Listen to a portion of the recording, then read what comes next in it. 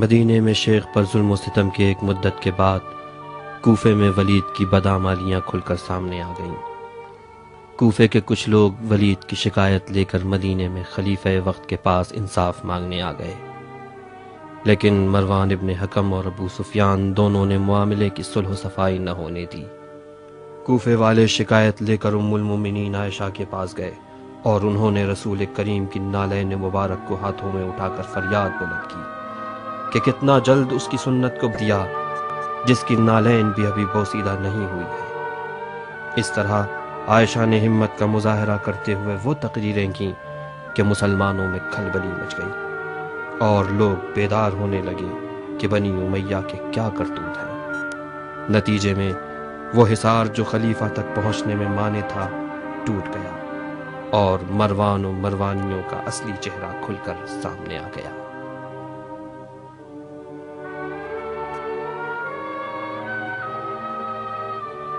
ولید کو کوفے کی عمارت سے معزول کر دیا گیا اور 80 کوڑے لگانے کی سزا سنائی گئی۔ چونکہ ولید خلیفہ کا دودھ شریک بھائی تھا، اس لیے کسی میں حد جاری کرنے کی ہمت نہ ہوئی۔ لوگ سوچ رہے تھے کہ اس دربار میں کون حد خدا کو جاری کرے۔ یہاں تک کہ حضرت علی علیہ السلام نے بذات خود اقدام کیا اور فرمایا، میں حد خدا کو جاری کروں گا، چاہے قریش مجھے جلاد ہی کیوں نہ کہے۔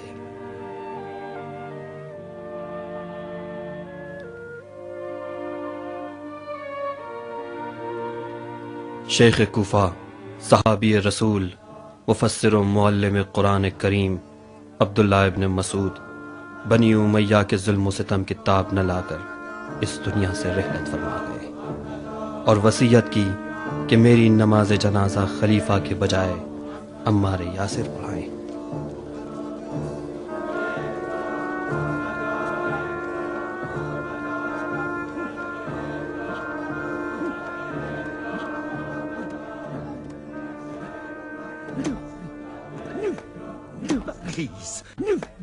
اٹھو اٹھو حمزہ، خاک اڑاؤ اپنے سر پر، اصحاب بدر کی غربت پر گریا کرو۔ یہ جو لبیک یا محمد سن رہے ہو، جو چند تاریخ دنیا کی زبانوں پر ہے، قدرت محمد بنی امیہ کے ہاتھوں میں آ گئی۔ سلطان شام میرا بیٹا معاویہ پسر ہند جگر خار، حمزہ تیرا جگر چبانے کے بعد بھی میری ہند کو ٹھنڈک نہ ملی۔ پتا ہے کہ تیرے بھتیجے کے گھر کی عزت اب کہاں رہ گئی؟ عائشہ نے بنی ہاشم کے منہوں کو قفل کر دیا ہے۔ شورش کرنے والے عائشہ کی طرفدار ہو گئے۔ محمد کی نالین کو ہاتھوں میں اٹھا کر واہ مصیبتا کی فریاد بلند کی۔ اب کہاں باقی رہی سنت محمد؟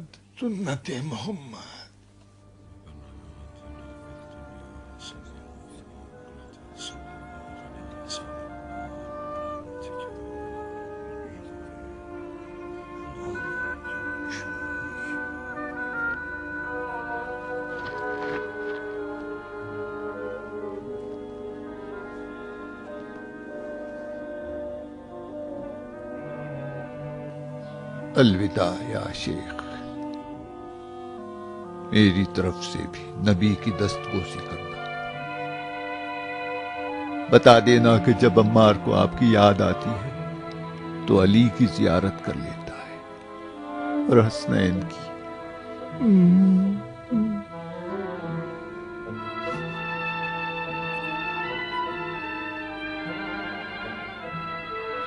قریش 30 سال سے بنی ہاشم کے لگائے زخموں سے زخمی سانپ کی طرح تڑپ رہے۔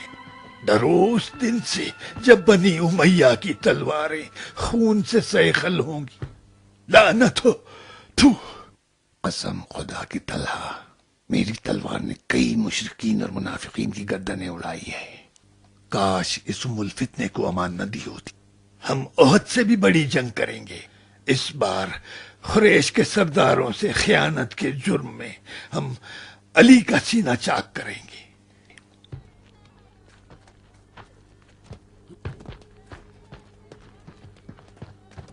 رک جا باب الکفر، تم بھی محمد کی طرح القاب خیرات کر رہے ہو زبیر۔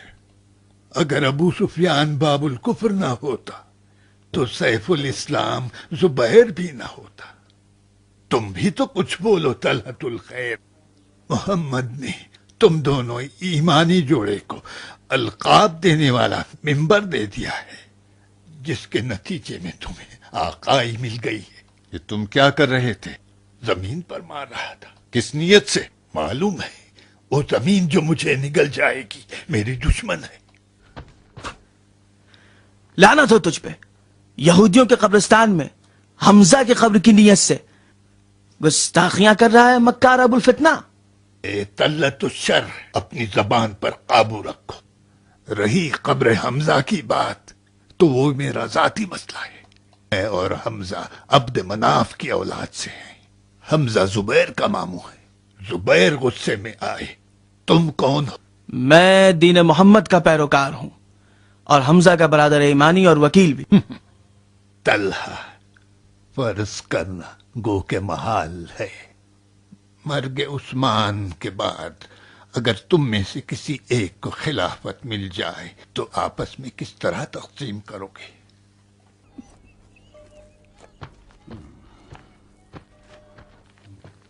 طوفان کے آثار کو قبیلے کے حیوانات انسانوں سے پہلے سمجھ لیتے۔ لگتا ہے کہ شام سے کوئی طوفان اٹھنے والا ہے۔ وفات پیغمبر اسلام حضرت محمد صلی اللہ علیہ وآلہ وسلم کے بعد مسلمانوں کے فتوحات کے دور میں اگرچہ کوفہ ایک اہم شہر شمار ہوتا تھا، لیکن اسی طرح مسلمانوں کو رومیوں سے جہاد نصیب ہونے پر قسطنطنیہ میں شام بھی ایک اہم جنگی غنیمت شمار ہونے لگا۔ خلافت دوم ہی کے زمانے سے معاویت ابن ابی سفیان کو شام کا حاکم اور لشکر شام کا سپہ سالار مقرر کر دیا گیا، اور خلافت سوم کے زمانے میں بھی معاویہ کو اسی مقام پر باقی رکھا گیا، اور اس طرح ایک قوی حکومت قسطنطنیہ میں بھی قائم ہو گئی۔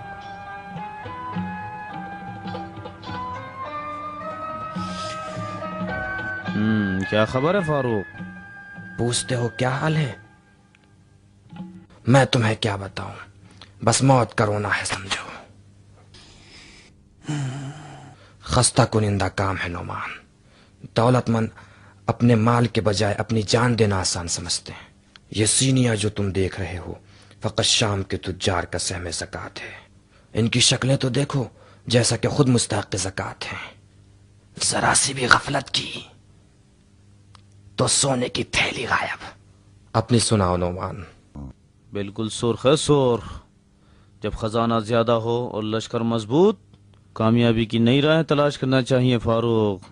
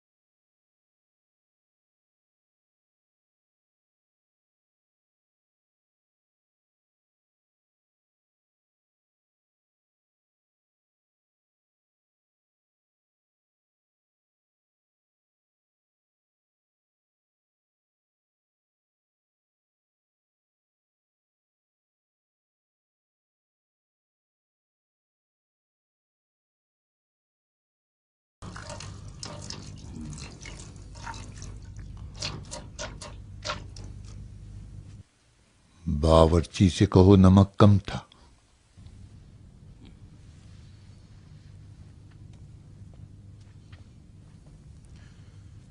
الهی به نعمتات لو نعمان پڑھو۔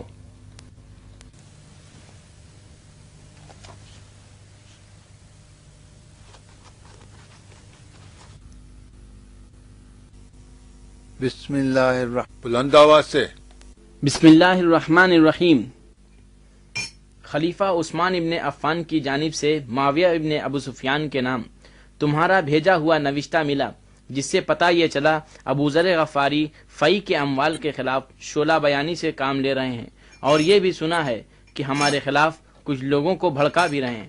اموال فی ان اموال میں سے ہے جو بغیر خونریزی کے مسلمانوں کے ہاتھ لگا، جس کا حق تصرف فقط خلیفہ اور ان کے متولیوں کے اختیار میں ہے، اور کوئی بھی اس کے آمد و خرچ کے بارے میں بولنے کا حق نہیں رکھتا۔ اگر ابو ذر بات نہ مانے اور اپنے دیے ہوئے فتوے پر عمل کریں اور امور خلافت میں مداخلت ایجاد کریں تو ان کو ایک سرکش اونٹ پر سوار کر کے مدینہ بھیج دو۔ خداوند عالم مسلمانوں کو عزت و شوکت اور تمہیں توفیق اطاعت عطا فرمائے۔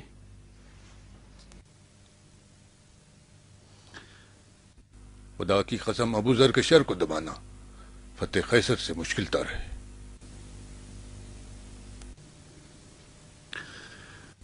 ہاں نعمان، ابو ذر کے ساتھ کیا کرو گے؟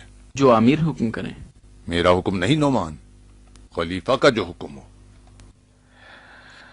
حکم خلیفہ کے بغیر کچھ کرنا ہوتا ہم سب سے پہلے مجنون غفاری کی گردن اڑا دیتے۔ جلد سے جلد خلیفہ کے حکم کی تعمیل کرو نعمان۔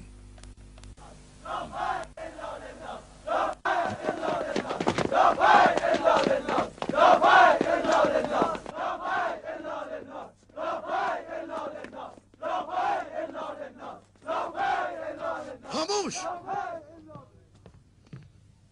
چپ ہو جاؤ، آنکھیں نیچے کر لو۔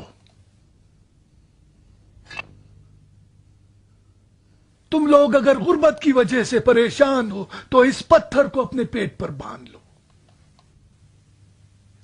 یہ سارا مال کسی بادشاہ کے تحفے نہیں بلکہ شام کے تجار کی زکوٰۃ ہے۔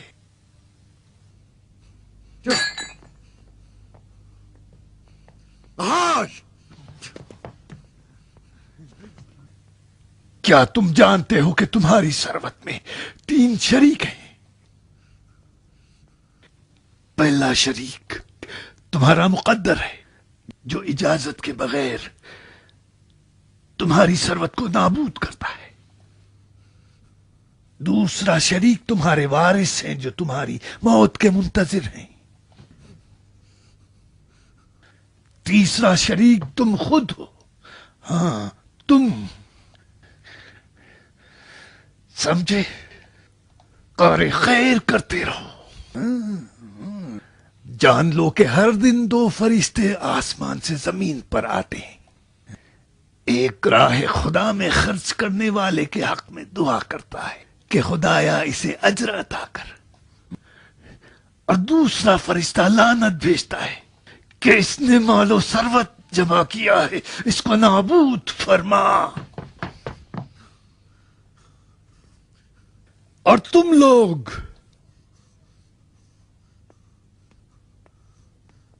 سنو اے فاقہ کش لوگو،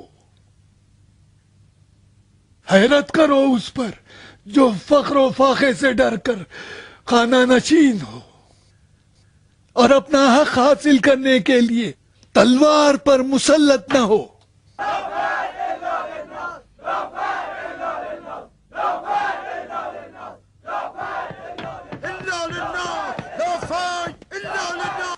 کیا فضول بکواس ہے، دیوانے۔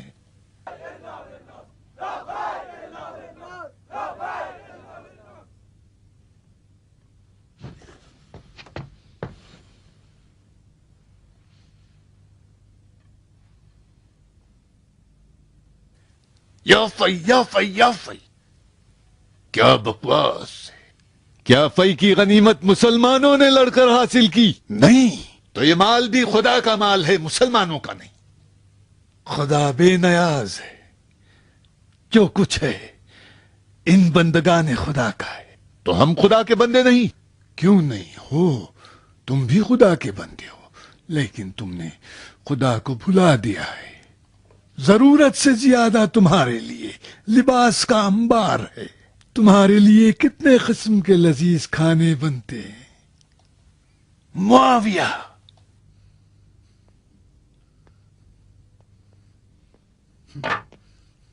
تمہیں 2 لباس اور پیٹ بھر کے کھانے سے زیادہ کیا چاہیے؟ اموال غنیمت خلیفہ اور ان کے متولیوں کے پاس کیا کر رہا ہے؟ اپنی ذاتی ثروت کی ترقی، اس بھوکی امت کی خوشحالی یا آبادی کے لیے خرچ ہو رہا ہے؟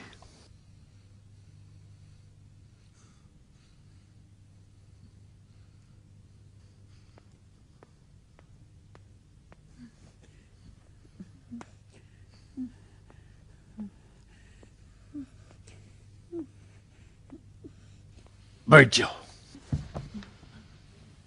اس مرجھائے ہوئے چہرے کو دیکھو.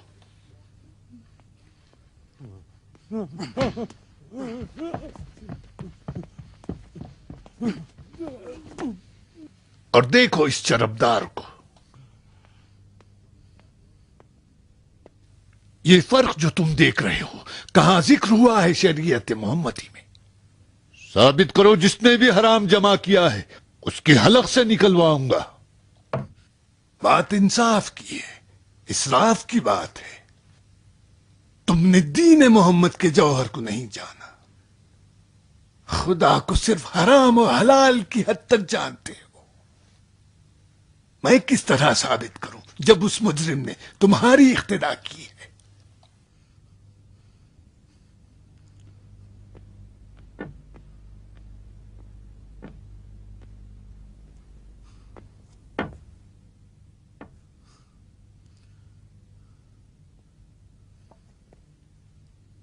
میں نے تمہارے اور تمہارے غاصبین کی نشاندہی کر دی ہے. تم لوگ ڈرنا نہیں اور جان لو کہ مرد کی طاقت اس کے دل میں ہوتی ہے، نہ اس کے لباس میں. اور تلوار کی دھار تلوار میں ہوتی ہے، اس کے نیام میں نہیں.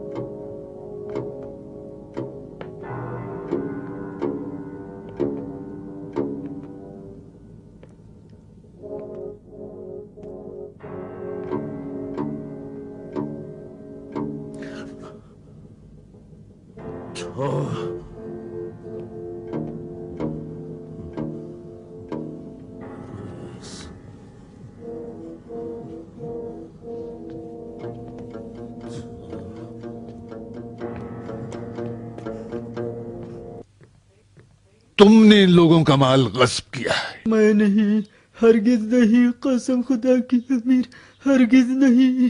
میں نے بڑی محنت و مشقت سے تجارت کی ہے امیر. اپنے مال کا زکوٰۃ بھی پابندی سے دیتا رہا ہوں. بارہا ڈاکوؤں نے مجھے اپنی زد میں لیا ہے، کئی بار لوٹا بھی ہے. قسم ہے اللہ کی، ایک ذرہ بھی میرے ذمے کسی کا باقی نہیں ہے.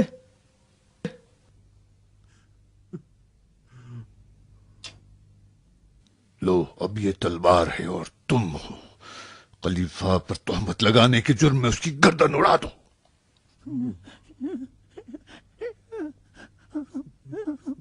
نہیں امیر، میں نے اپنے ہاتھوں سے اب تک کسی کا خون نہیں کیا ہے، مجھے معاف کر دیجئے. جھوٹ بولتا ہے، مجرم تو خود ہے. نعمان جی امیر، اڑا دو اس کی گردن. اطاعت کرتا ہوں امیر. ना ना ना ना ना ना ना ना ना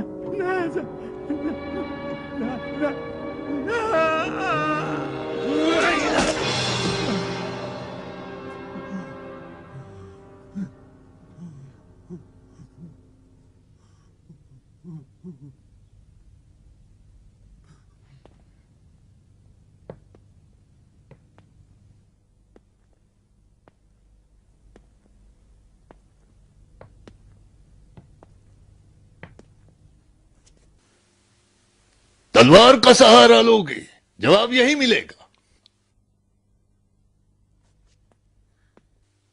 अपनी अक्ल पे भरोसा रखो। जाओ मस्जिद में जमे रहो ताकि मैं कुछ कर सकूं।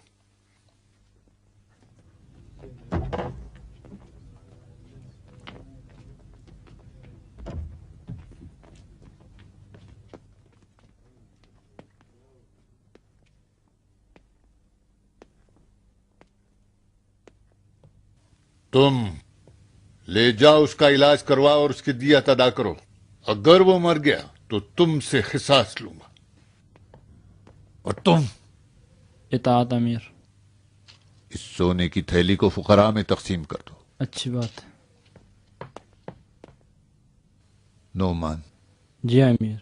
अबू जर को लकड़ी की पालान के ऊंट पर बिठाकर शरीर सिपाहियों के साथ मदीना रवाना करो। उसके घर वाले शाम ही में रहेंगे।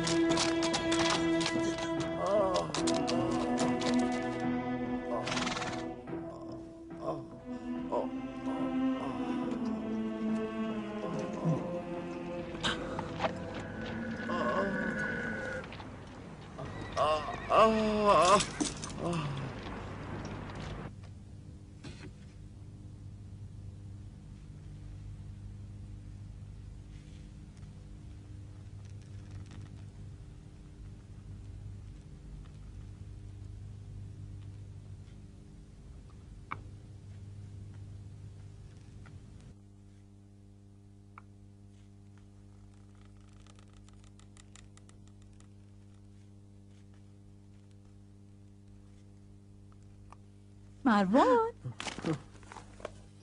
तुम हो मरियम? डर क्यों गए मरवान? ना ना, आखिर मैं क्यों डरूं? क्या कोई काम है? दस्तरख्वान लगा दिया है। खलीफा अपने लायक दामाद के इंतजार में खाना नहीं खा रहे हैं। लायक दामाद मैं कहाँ हूँ? सिनो साल के एतबार से नहीं, लेकिन अक्ल फिक्र के एतबार से तो हो। तो तुम भी अपनी बहनों पे नजर रखो, कहीं हसद न करने लगे। मरवान मरवान।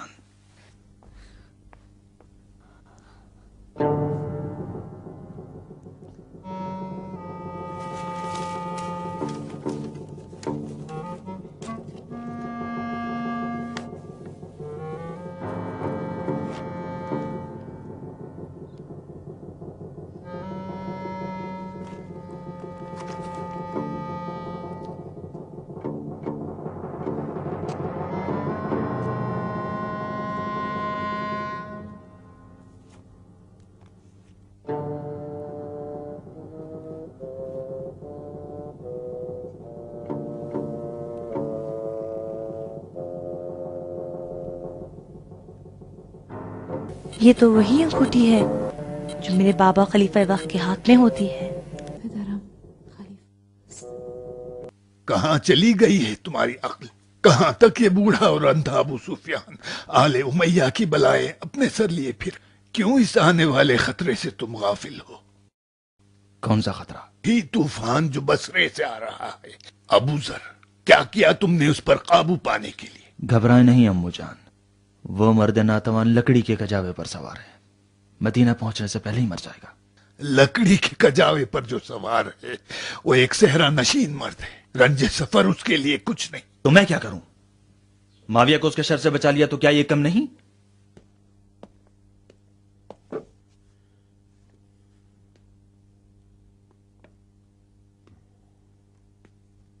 तुम नाराज क्यों होते हो मरवान? डरता हूं असहाब मोहम्मद से आपकी दुश्मनी हमारे लिए वबाले जान न बन जाए। उनके असहाब की तलवारों से हमने बड़े बड़े जख्म खाए। तुम किस चीज से डरते हो मरवान? वलीद का अंजाम नहीं देखा? वलीद आमक था। उसका खुल्लम खुल्ला शराब पीना उसकी तबाही का बायस बना। मरवान, मैं ये नहीं चाहता कि माविया फितने से बच जाए और तुम फितने में घिर जाओ। तुम दोनों मेरी जान के टुकड़े हो। अबू जर मदीना पहुंचकर तुम्हारी जान को आ जाएगा। पहुंचने से पहले उसका काम तमाम कर दो। अम्मू जान, अबू जर का मदीने में आना कोई बड़ा खतरा नहीं है। वो अली से कवीतर तो नहीं? अली मदीने में रहकर क्यों हमारा कुछ नहीं कर पा रहे हैं? अबू जर ना तो नबी का भाई है, ना खानदान नबूवत से है और ना ही उनका दामाद। एक सहरा नशीन साहबी है जिसे ना तो उहद व खंदक व हुनैन में शिरकत की सादत मिली है, ना कोई दूसरी फजीलत।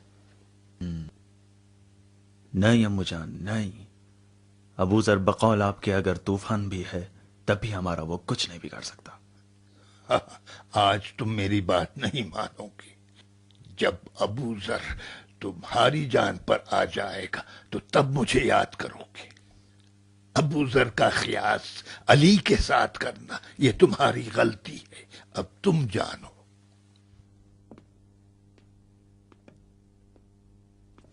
अम्मू जान, अम्मू जान, अबू जर के कत्ल का जवाब तो खलीफा की तरफ से होना चाहिए। एक जाली तहरीर लिखो, खलीफा से मोहर चुरा कर लगा लेना। खलीफा की मोहर तो उनकी उंगली में रहती है। मोहर चुराने के लिए तो उनकी उंगली काटना पड़ेगी। खलीफा की बेटी तुम्हारे घर में है। मरियम उनकी बेटी खेल खेल में अपने बाप की उंगली से अंगूठी निकाल सकती है।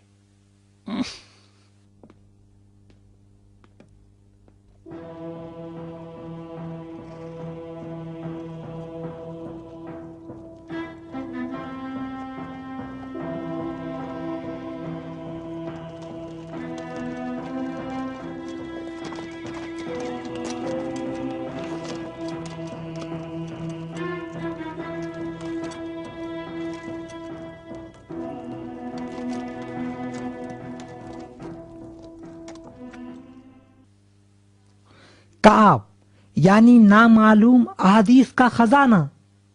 सुनो रसूल अल्लाह की हदीस, मन अकला बसल अल अक्कत फिल मक्का वजबा लहुल जन्ना।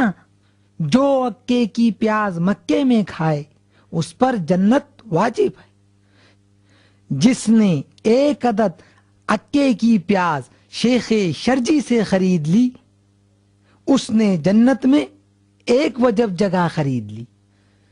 जिसने 2 अदद अक्के की प्याज शेख शर्जी से खरीद ली उसने जन्नत में 2 वजब जगह खरीद ली।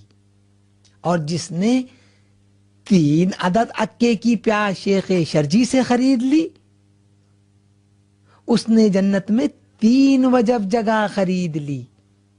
और जो 4 अदद अक्के की प्याज शेख शर्जी से खरीदे 100 इराकी दीनार की नजर की है मैंने और तलहा ने कि हमारे मरने से पहले अबू जर के चेहरे पर तबस्सुम देखें।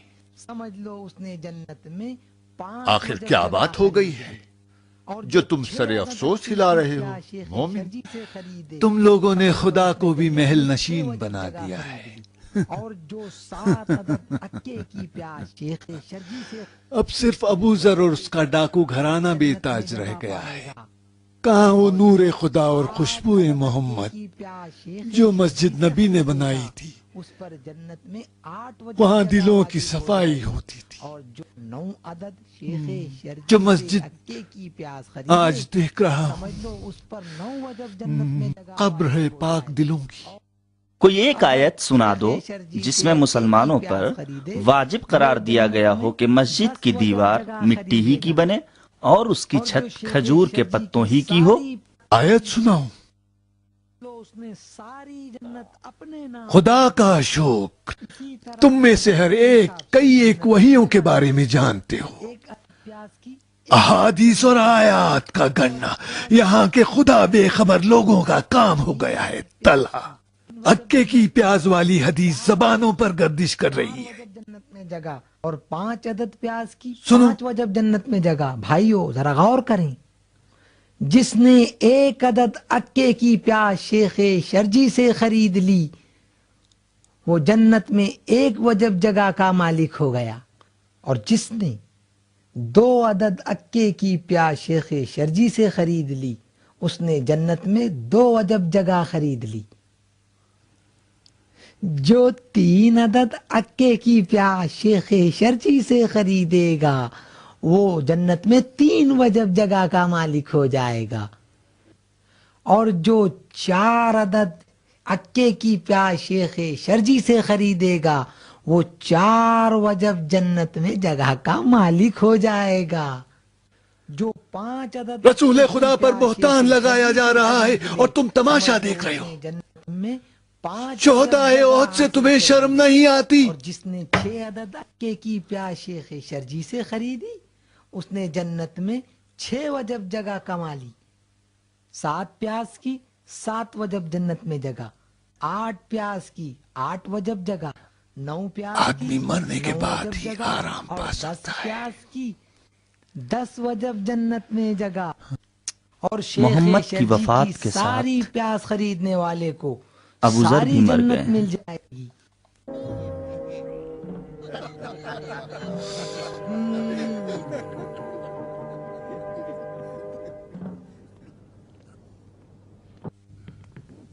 کس چیز کی تلاش میں آئے ہو یہودا؟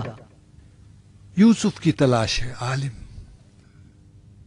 جاؤ اور عزیز مصر کے محل میں تلاش کرو، یہاں مدینے میں کہاں یوسف ملنے والا؟ میں بلا وجہ نہیں آیا، مدینے کے باغات کسی یوسف ہی کی برکت سے باقی ہیں۔ میں نے یوسف کو کنویں سے پا لیا ہے۔ کنویں سے؟ ابو ذر،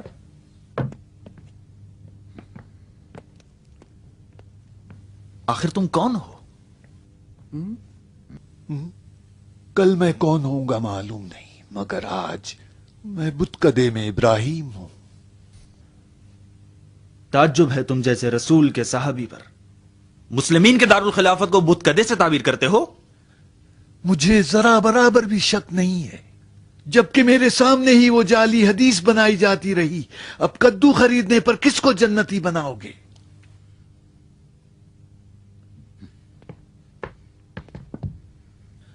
تمہاری اکے کی پیاز کا جادو والی حدیث میں نے بھی سنی ہے کہ پیغمبر نے فرمایا کہ جو اکے کی 1 عدد پیاز خریدے گا 1 وجب جنت میں جگہ پائے گا۔ میں تم سے پوچھتا ہوں مروان، جھوٹی حدیث بنانے والا، کعب کس بت کی شبیہ ہے؟ اتنا وقت نہیں ہے جو تمہاری بکواس سنے۔ نکل جاؤ یہاں سے، مجھے خلیفہ سے ملنا ہے۔ خلیفہ میں ہوں۔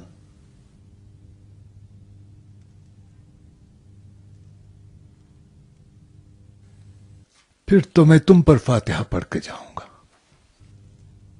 کان کھول کے سن غفاری دیوانے، پھر کبھی اگر سنا کہ تم نے کوئی فتویٰ دیا ہے تو تمہاری زبان کھینچ لوں گا۔ جاؤ، دفع ہو جاؤ یہاں سے۔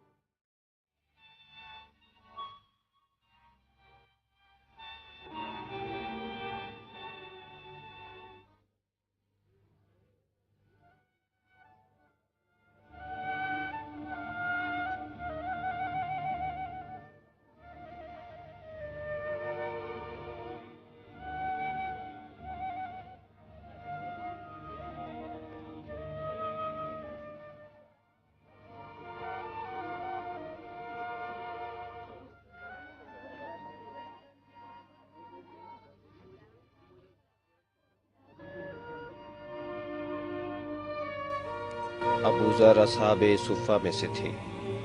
اصحاب صفہ وہ لوگ تھے جو جزیرۃ العرب کے مختلف علاقوں سے آ کر نبی کریم صلی اللہ علیہ وآلہ وسلم کے پاس زندگی گزارنا چاہتے تھے۔ چونکہ وہ گھر بار نہیں رکھتے تھے، اس لیے مسجد کے ایک چبوترے پر جس کا نام صفہ تھا ساکن ہوئے۔ ابو ذر نے خاتون صحابی سے جن کا نام بعد میں ام ذر پڑ گیا تھا شادی کی اور صفہ سے الگ رہنے لگے۔ چونکہ ابو ذر صحرا نشین تھے، اس لیے مدینے کے اطراف میں ایک بلندی پر جھونپڑی بنائی اور وہاں رہائش پذیر ہوئے۔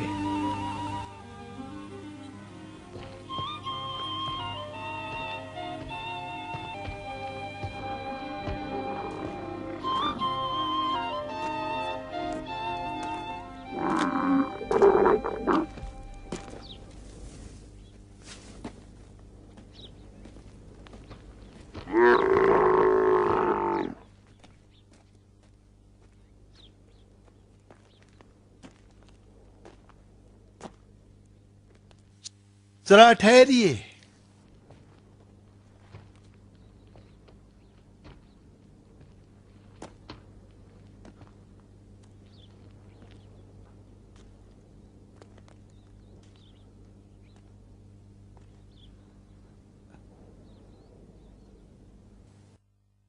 کیا آپ کے پاس سواری نہیں ہے جو اس طرح صحرا میں جا رہی ہیں؟ نہیں بھائی، ہم تو اپنا بوجھ خود ہی اٹھاتے ہیں۔ کس قبیلے سے تعلق ہے؟ بنی مکافات۔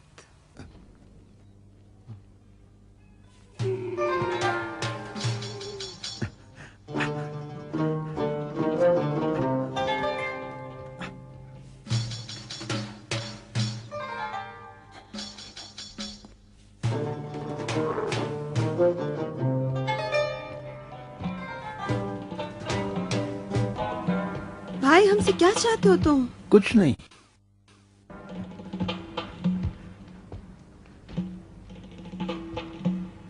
میرے پاس اونٹ ہے، سوار ہو جائیے، آرام سے پہنچ جائے گا۔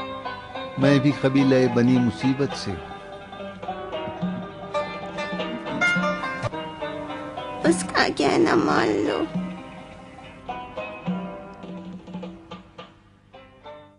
زوجتك نفسي على الصدوق المعلوم. قبلت۔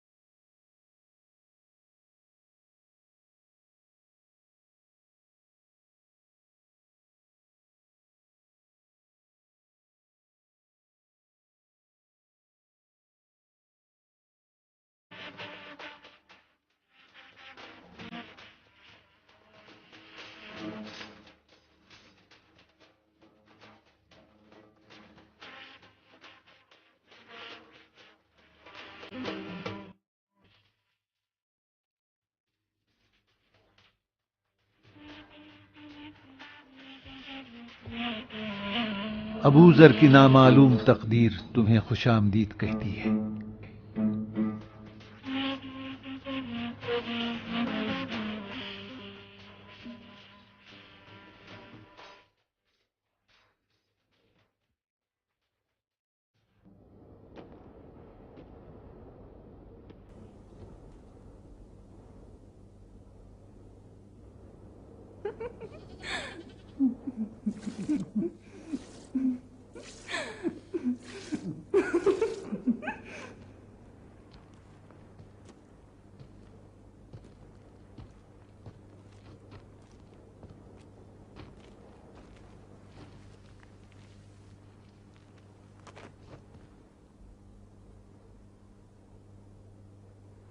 تم تنہائی سے تنگ نہیں آئے؟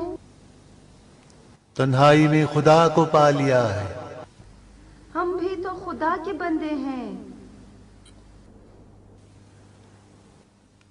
جو بھی حسب نسب والا ثروت مند جس کے ہزاروں گھوڑے ہو اور وہ پتھر کے مضبوط مکان میں رہتا ہو، لباس یمنی پہنے اور اقسام کے مرغن غذائیں کھائے، وہ ابو ذر کو اپنا دشمن سمجھ لے.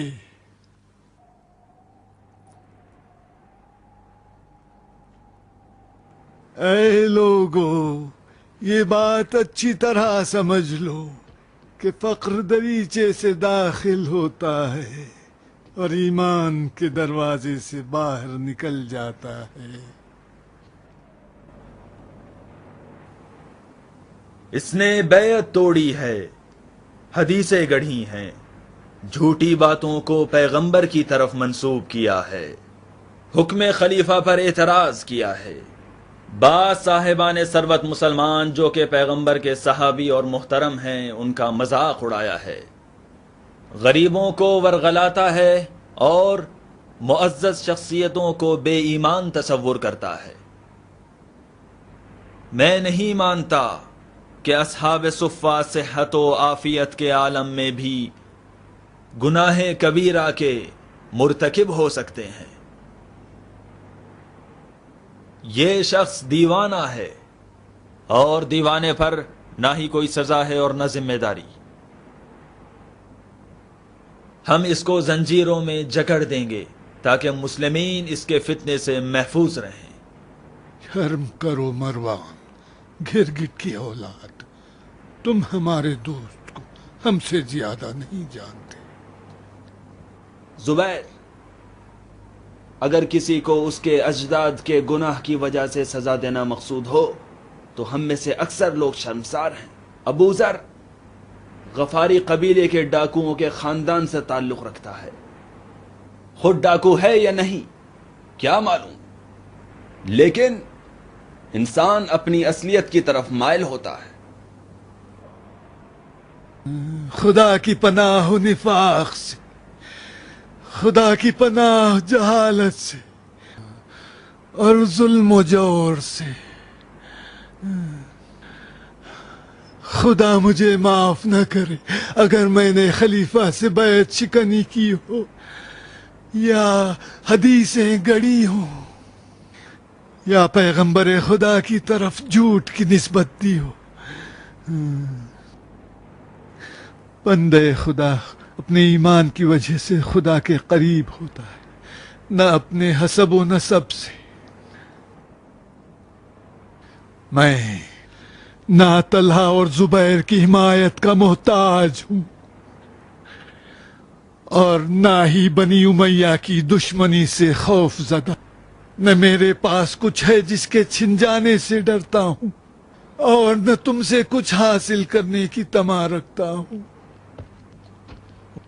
وہ مرنے والا جس نے خاک کو اپنا بستر قرار دیا اور ہمیشہ نبی اکرم کی رکاب میں رہا اور دین کے دشمنوں پر حملہ آور ہوا، بار الہ صراط مستقیم پر اس کے قدموں کو ثبات عطا کر. آمین یا رب العالمین. وہ جو کفن پوش ہوا اور جس کی زینت اس کے بدن کے زخم تھے، جسے دشمنوں نے بارہا زخمی کیا، خدایا تو اسے اپنی جنت کے حلل و پوشاک پہنا. آمین یا رب العالمین. جس کی قبر اس کا مسکن ہوا، کیڑے مکوڑے اس کے ہمسائے، جو دشمنوں سے بے ربط اور مساکینوں سے محبت کرنے والا تھا، بار الہ اسے اپنی ملکوت میں جگہ عنایت کر. آمین یا رب العالمین. کعب الاحبار، خدا کی قسم یہ مردہ قیامت میں تمنا کرے گا کہ کاش یہ اموال دنیا ہی میں بچھو بن کر مجھے ڈستے رہتے.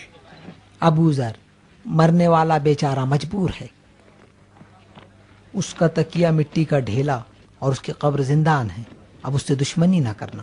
جان لو کہ وہ اب اپنی وارثوں کی خیرات پر خیرہ اور اپنی دعاؤں کی محتاج ہے. ایک دن ہم بھی دعاؤں کے محتاج ہوں گے. عجب، کاش یقین رکھتے کہ قبر جسم کے لیے گھر ہے اور تندرست جسم زیادہ کیڑے پیدا کرتا ہے. کعب، سزا اور جزا اپنے کردار سے ہے، نہ کہ وارث کی خیرات یا دوست کی دعا سے. بس تم اپنے کردار کا خیال رکھو، اس مردے کے وارث کو اس کے لیے خیرات کرنے دو. کعب، بتاؤ مجھے، کیا کردار میں واجبات نہیں ہیں؟ حق چونکہ تلخ ہے ہم اس کو چھپائیں. خلیفہ تمہیں احکام دین سے آشنا مانتے ہیں، تم مشہور عالم ہو اور قضاوت میں اہل نظر بھی. جس نے ذخیرہ اندوزی کی ہے اور انفاق بھی نہیں کیا، کیا وہ معاف کر دیا جائے گا؟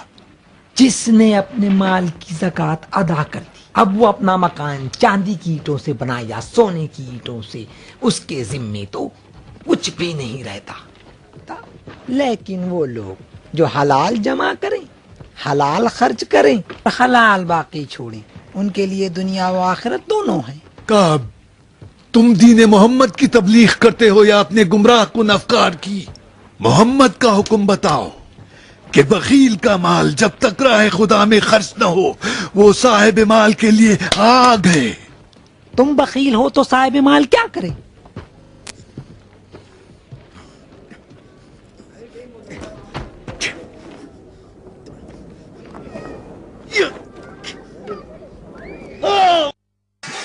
جب تک خلیفہ کے گرد تم جیسوں کا حصار ہے وہ ابو بکر اور عمر کی طرح حکومت نہیں کر سکتے. ابو ذر کہاں؟ مروان،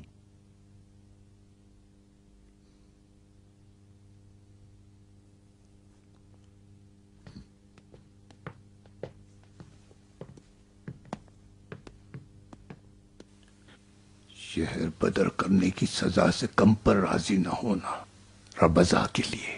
ربضا یاد رہے گا نا؟ ربضا.